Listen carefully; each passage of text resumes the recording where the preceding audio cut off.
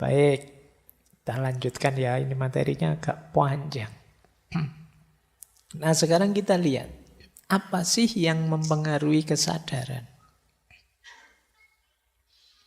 Ada yang bilang kesadaran itu dipengaruhi 4 hal. Cara kita hidup dengan kesadaran yang seperti apa itu dipengaruhi 4 hal.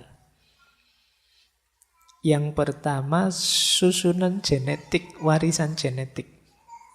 Jadi memang orang itu membawa warisan-warisan genetik. Mungkin kita jadi orang yang pemurung kah, ambisius kah, itu mungkin ada hubungannya dengan struktur DNA kita. Yang itu ya diwariskan turun-temurun. Yang kedua tentu saja kalau ini banyak diceramahkan, keluarga dan masyarakat. Jadi kesadaran kita banyak dipengaruhi oleh keluarga dan masyarakat. Kita lahir dari keluarga seperti apa, seperti itulah kita biasanya berperilaku. Di masyarakat yang bagaimana, seperti itulah kita berperilaku.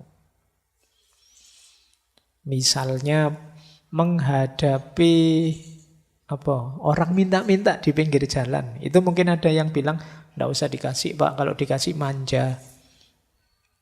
Nah, temenmu bilangnya, alam dikasih saja paling berapa, toh kita juga enggak rugi. Kok bisa beda cara berpikir seperti ini? Ya mungkin karena masyarakat dan keluarganya menanamkan cara berpikir yang berbeda tadi. Jadi kalian boleh menelusuri, aku itu loh kok jadi orang baperan kayak gini lah. Akarnya dari mana? Apa struktur genetik, apa karena masyarakat atau keluarga atau apa? Atau karena yang ketiga itu, sejarah dan pengalaman hidup. Oh mungkin ada sejarahnya, ada pengalamannya yang membawa saya ke situ. Jadi kesadaran kita dibentuk oleh pengalaman kita. Mungkin pernah ngalami ditipu teman habis-habisan. Akhirnya kita kemana-mana membawa kesadaran, jangan mudah percaya sama orang. Jangan mudah percaya sama orang. Terus-terusan begitu. Kenapa? Pengalaman. Kalian ngaji ke sini dengan kesadaran, saya tidak akan ngambil minum lagi. Kenapa? Karena minggu lalu nendang gelas dilihat banyak orang. Malu aku. Nah itu kan terus karena pengalaman itu kamu sekarang sudahlah tidak minum juga tidak apa-apa. Jadi kesadaran berubah terusan. Atau ya memang ada tipe tertentu kepribadianmu, pola yang selama ini kamu kembangkan. Mungkin kamu baca buku apa, kitab apa, mengidealkan, wah saya harusnya begini, harusnya begitu. Terus dirimu terbentuk. Kamu membentuk dirimu seperti itu. Dan kamu lahir dengan kesadaran begitu. Mungkin dengan kesadaran serius, atau dengan kesadaran apatis, atau dengan kesadaran cengengesan, atau itu dibentuk oleh 4 hal ini. Tapi menarik, kata orang Jawa, apapun isi kesadaran kita, apapun pembentuknya, ayo tetap eling lan waspada. Eling itu kita sadari, waspada itu kita waspadai. Eling itu kita sadari, ayo kita sadari. Iya sih kita ada struktur genetik begitu, ada pengalaman yang membentuk kesadaran kita, tapi ini bukan harga mati.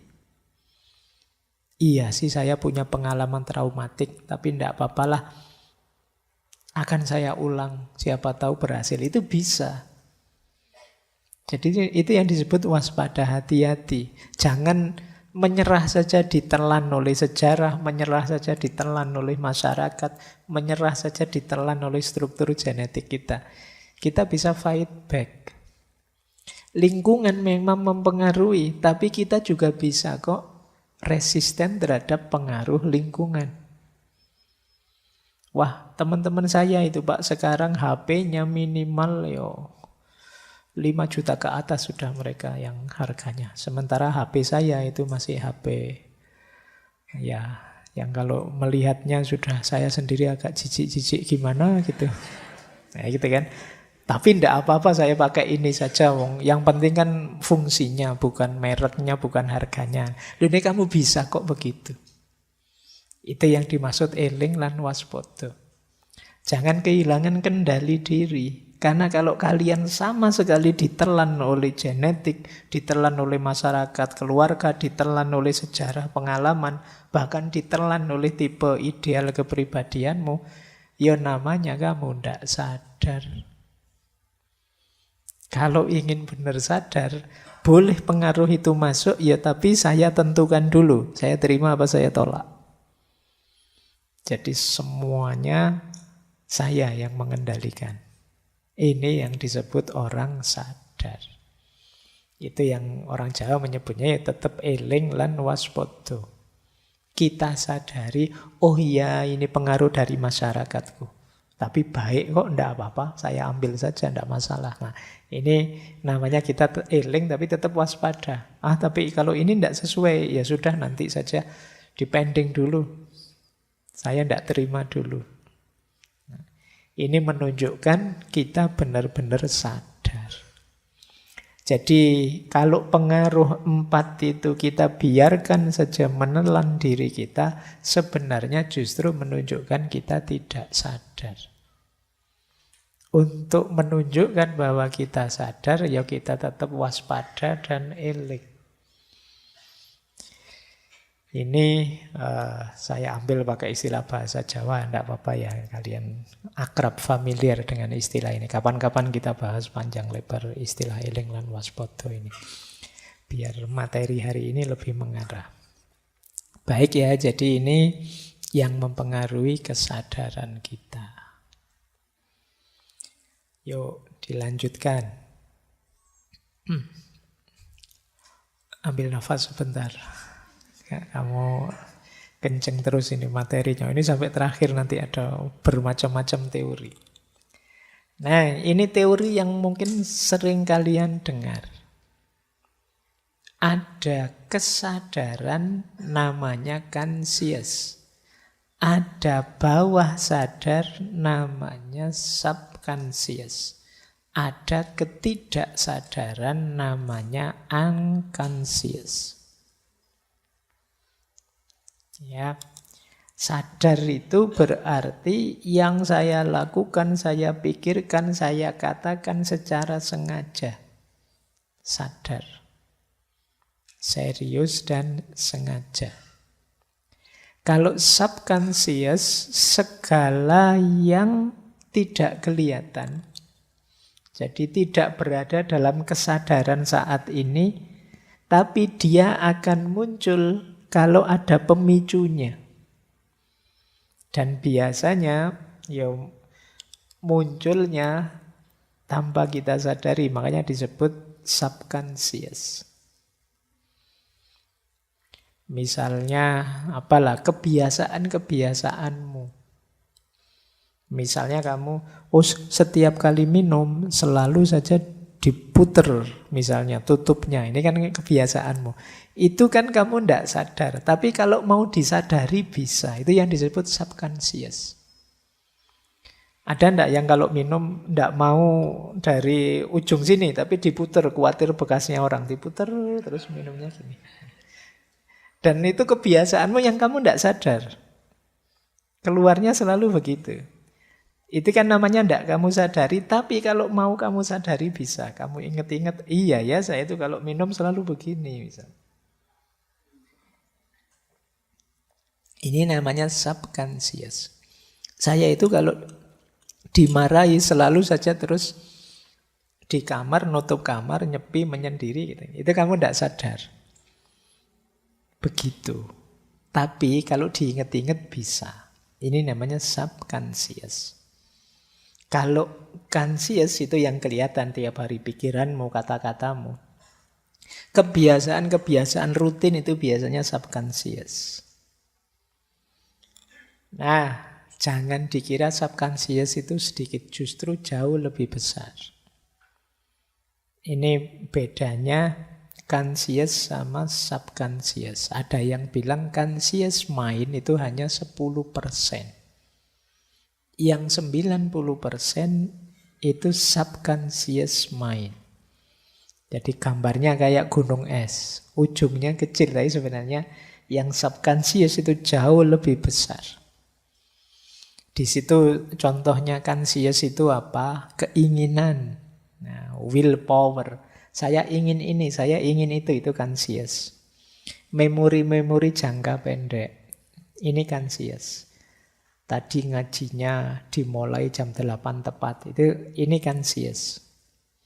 Atau berpikir logis, berpikir kritis, ini conscious.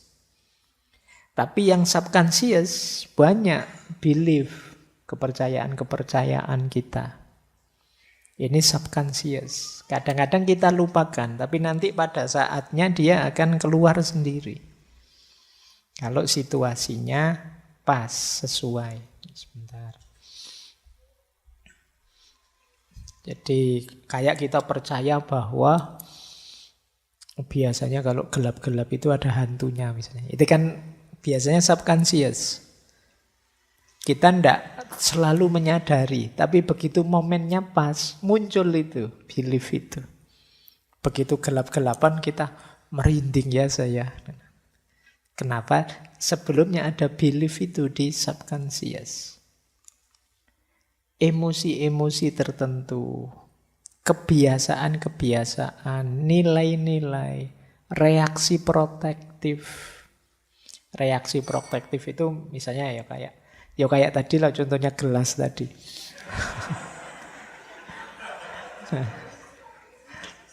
Itu reaksi protektif adalah biar tidak menjatuhkan gelas lagi. Saya sudahlah kalau banyak orang tidak usah ngambil gelas misalnya. Protective reaction. Long term memory, memori jangka panjang, termasuk intuisi dan imajinasi. Ini masuk subconscious, ketidaksadaran. Jadi diri kita itu banyak sekali hal-hal yang tidak kita sadari dibandingkan yang kita sadari. Yang nyetir kita. Apalagi nanti ada yang ketiga, unconscious. Sama sekali tidak kita sadari. Kalau subconscious tadi kamu ingat-ingat, kamu petakan ketemu. Iya sih saya biasanya begitu. Saya punya gaya hidup begini yang kadang-kadang keluar. Saya punya habit seperti ini. Tapi begitu unconscious, itu kamu ingat-ingat juga tidak ketemu. Dia dalam situasi sangat khusus akan muncul. Ini orang menyebutnya level 8 yang paling dalam. Punya trauma-trauma apa. Anak ini biasanya kalem sekali. Tiba-tiba ketika marah begitu mengerikannya. Nah, ini mungkin ada sesuatu di timbunan bawah sadar paling dalam. Sisi unconsciousnya. Atau anak ini kuliah tidak lulus-lulus, tapi begitu lulus jadi dosen luar biasa tiba-tiba. Nah, itu mungkin kemarin terpendam, itu sekarang keluar. Kemarin ada di level unconscious, sekarang pinternya kelihatan. Dia sendiri kemarin tidak sadar juga kalau dia sepinter itu. Nah, ya kayak kalian kan sering bilang, wah mungkin saya ada bakat terpendam, Pak. Ya namanya terpendam kan tidak ketahuan. Kalau ketahuan namanya bukan bakat terpendam. Nah, ya mungkin ada yang terpendam sampai besok tua itu. Mungkin masih ada bakatmu yang terpendam ya sampai tua namanya. Nah, ini level unconscious, ketakutan-ketakutan tertentu itu unconscious. Kita sendiri mungkin tidak sadar kita punya ketakutan itu. Jadi 10% conscious, 90% subconscious. Ini yang mungkin kadang-kadang orang secara general bilang, oh manusia itu hanya menggunakan 10% dari akalnya, dari otaknya. Mungkin yang dimaksud ini. Ya saya tidak tahu. Baik, kita lanjutkan ya. Nah ini tadi saya janji sedikit sebelum masuk ke filsafat ya. Kalau ini perspektif medis. Kalau di medis itu ada orang sadar normal, ada orang yang sadar tapi berubah, dan ada level-level kesadaran. Saya baca saja ya sekilas, nanti teman-teman kalau ingin tahu lebih dalam ke rumah sakit saja. Yo, karena ini medis ya. Kalau normal ya seperti kita ini normal. Nanti kalau kita ngantuk sekali tidur, itu kesadarannya berubah. Normal sih tapi berubah. Mimpi, kena hipnotis, itu berubah kesadarannya. Minum obat tertentu berhalusinasi, kesadarannya berubah. Nah, kalau di level itu istilah-istilahnya ya, yang normal itu namanya conscious atau compos mentis. Ini sadar sepenuhnya. Ada di bawahnya, sebenarnya sadar sih, tapi kepribadiannya aneh, namanya apatis. Apatis itu cueknya pol, acuh tak acuh, itu apatis. Hati-hati kalian yang cuek, sama sekali itu di bawah normal. Cuek itu tidak peduli sama sekali dengan dirinya dan lingkungannya. Ini namanya orang apatis. Terus ada lagi di bawahnya namanya delirium. Kalau delirium itu gelisah, disorientasi. Disorientasi kadang, kok aku di sini ya, siapa kamu dan lain sebagainya. Memberontak, ingin marah, teriak-teriak, halu, berkhayal. Nah, ini level tidak sadar selanjutnya. Kemudian ada somnolen, atau kadang pakai istilah letargi, obtundasi, atau hipersomnia. Ini ngantuk yang luar biasa, tapi masih bisa bangun lagi. Ini somnolen. Ada lagi lebih dalam namanya soporus atau stupor. Ini ngantuk itu kan tidak sadar. Ini ngantuk yang sangat dalam, sulit dibangunkan. Kalau bangun pun tidak sadar. Diajak ngomong tidak nyambung. Ini soporus atau stupor. Ini sudah mulai harus di rumah sakit kalau sudah ini. Iya. Karena setelah itu ada namanya semi koma. Semi koma itu orangnya tidak bisa merespon lagi, sudah tidak bisa dibangunkan, tapi kornea mata, pupilnya itu masih respon. Puncaknya koma. Sudah tidak sadar sama sekali. Dia apa-apain juga tidak respon, disakiti juga tidak respon. Ini koma. Ya, setelah itu pasti titik. Ya kalau titik selesai berarti. Itu ya level-level ketidaksadaran. Ini untuk wawasan saja. Kalian bisa cek di wawasan-wawasan medis tentang ketidaksadaran. Baik, karena ini ngaji filsafat, maka kita fokus ke perspektif filsafat ya, bukan perspektif medis. Kita belajar nanti berbagai aliran filsafat yang membahas kesadaran. Ada beberapa aliran yang malam hari ini saya bawa. Yang pertama, ini yang populer sekali belakangan juga banyak yang madhabnya ini, yaitu aliran materialisme. Materialisme itu punya pandangan ya segala sesuatunya itu bisa diakses, dilihat, diukur dari aspek materinya. Maka bagi aliran ini kesadaran itu sepenuhnya proses fisik otak. Nah, hari ini ada bidang-bidang neuroscience, ada bidang-bidang neurobiologi, itu pandangan materialis ini. Ya kalau dalam filsafat tokohnya misalnya Thomas Hobbes dan Daniel Dennett. Jadi kesadaran itu kerja otak dan sistem saraf. Semuanya bisa dijelaskan oleh proses-proses saraf dan kerja otak kita. Kita seneng itu bagaimana, kita kok bisa suka ini, suka itu bagaimana, itu semua proses otak. Nanti ada dua aliran, ada materialisme reduksionis, atau kadang disebut fisikalisme, ada materialisme non-reduksionis. Kalau yang fisikalisme atau reduksionis itu ya proses otak saja sudah. Jadi sinyal-sinyal transmisi-transmisi dalam otak. Dari situlah muncul kesadaran manusia. Tapi yang non-reduksionis punya pandangan lebih luas.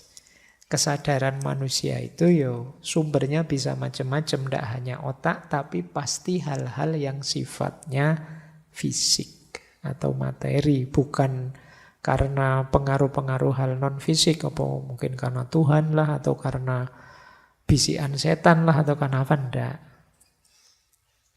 Jadi ada unsur-unsur materi yang mempengaruhi.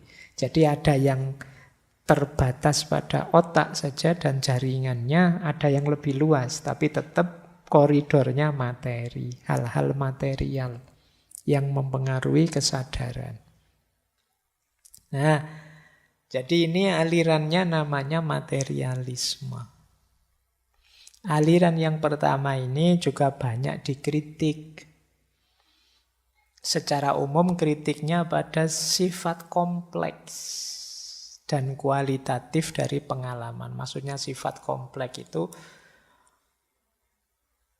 sinyal otak kita, bentuk otak kita itu kan sama. Tapi kita merasakannya masing-masing kita bisa beda-beda.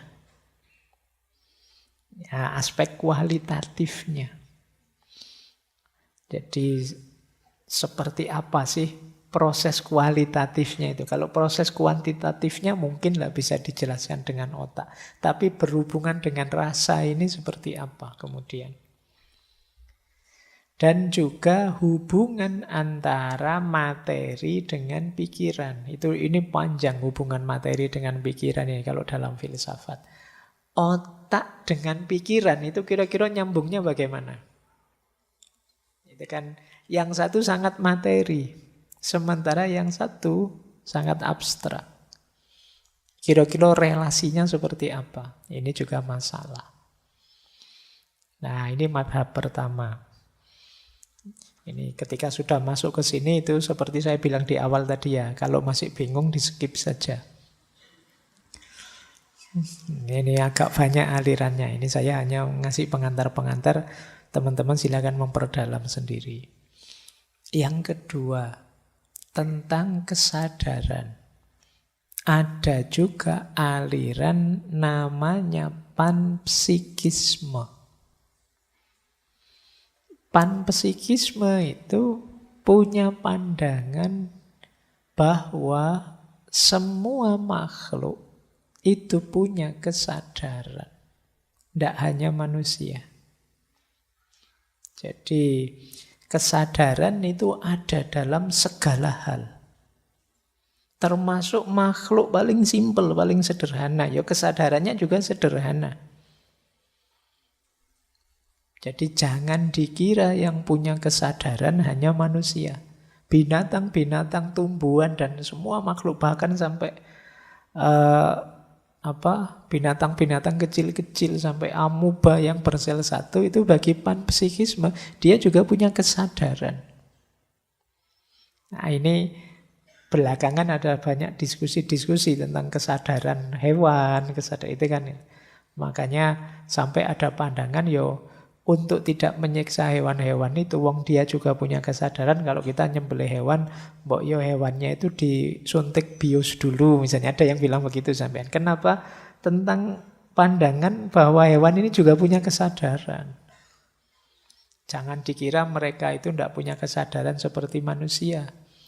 Makanya dalam Islam kalau kita Kayak kurban besok itu mau nyembelih sapi 5 atau kambing 7 itu ya kalau bisa pas nyembelih jangan diperlihatkan temannya.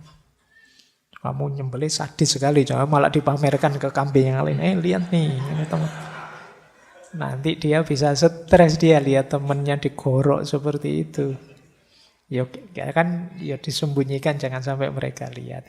Ini mungkin berhubungan dengan ini bahwa ya mereka juga punya kesadaran lah wong ya makhluknya Allah. Maka sekarang banyak diskusi-diskusi sejauh mana kita harus menghargai tidak hanya hak-haknya manusia, tapi juga hak-haknya binatang, hak-haknya tumbuhan, bahkan sekarang hak-haknya semua makhluk, termasuk makhluk abiotik. Yang orang menganggapnya itu bukan makhluk hidup sih, makhluk. Misalnya apa? Sungai. Sungai itu dia punya hak untuk mengalir. Kalau kamu buang sampah di sana, kamu sedang melanggar haknya sungai. Kalau kamu mengotori laut, kamu sedang melanggar haknya laut. Ketika manusia melakukan pencemaran, itu sebenarnya dia sedang nabrak hak-haknya makhluk yang dia cemari. Nah, pandangan yang intens membahas itu namanya panpsikisme. Jadi di balik semua ciptaannya Allah ya ada kesadarannya, meskipun kesadaran itu sifatnya level. Di makhluk paling primitif, paling sederhana, ya ada juga kesadaran sederhana. Berarti mereka juga menyadari bahwa aku ini ada. Bisa merasakan rasa sakit. Bisa marah. Kan hewan kadang-kadang marah atau tersinggung dia. Makanya kamu diserutuk, kamu dikejar-kejar, kan bisa begitu. Meskipun mungkin basisnya insting. Tapi sampai level tertentu ini kemudian bisa disebut kesadaran. Nah, yang punya panjangan seperti ini, alirannya namanya panpsikisme. Lanjut. Filsafat yang ketiga. Alirannya namanya dualisme. Kalian kenal dualisme itu antara lain dulu kita pernah membahas René Descartes. Ya tulisannya Descartes. Teman-teman lupa. Nah, dia ini punya pandangan dualisme. Bahwa manusia itu punya dua komponen. Jasmani dan rohani. Yang dua komponen ini modenya beda-beda. Yang jasmani ya pola-pola jasmani, yang rohani juga pola-pola rohani. Substansinya beda. Jadi jasmani dan rohani ini dua hal yang berbeda. Jadi materi dan mental itu dua hal yang berbeda. Nah, kesadaran itu kan sumbernya aspek rohani. Bukan aspek jasmani. Makanya dia punya kalimat adagium terkenal sekali. Aku berpikir, maka aku ada. Nah, cuma nanti pandangan ini kan terus muncul masalah.